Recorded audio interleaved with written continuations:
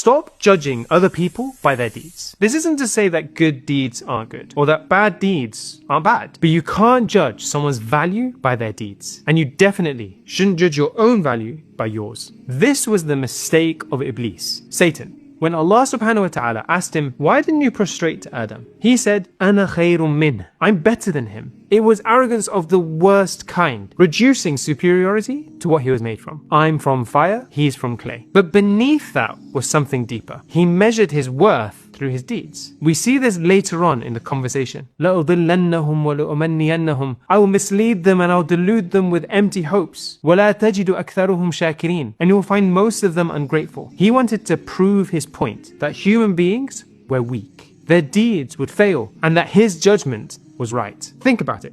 Iblis was in paradise, among angels, speaking to Allah subhanahu wa ta'ala directly. He had worshipped for thousands of years, and he thought he earned his rank. He looked at Adam alayhi salam, who had no deeds to his name, had just been created, and thought, why is he being honored when I've done so much? When deeds became the measure, his relationship with Allah subhanahu wa ta'ala became transactional, not loving, and his fall began right there. Because what was truly valuable, the heart, was never purified. He assumed rank was earned through efforts, not granted by grace, and that is the root of arrogance. Even the Prophet ﷺ, the best of creation, said, none of you will enter paradise by your deeds. They asked, not even you, O Messenger of Allah? He said, not even me, unless Allah subhanahu wa ta'ala envelops me in his mercy. In another narration, a man who worshipped Allah for 500 years said, let me enter paradise by my deeds. But when they were weighed on the scale against only the blessing of his eyesight, they were not enough. Our deeds are nothing compared to his blessing upon us. So don't measure yourself by them or compare yourself to others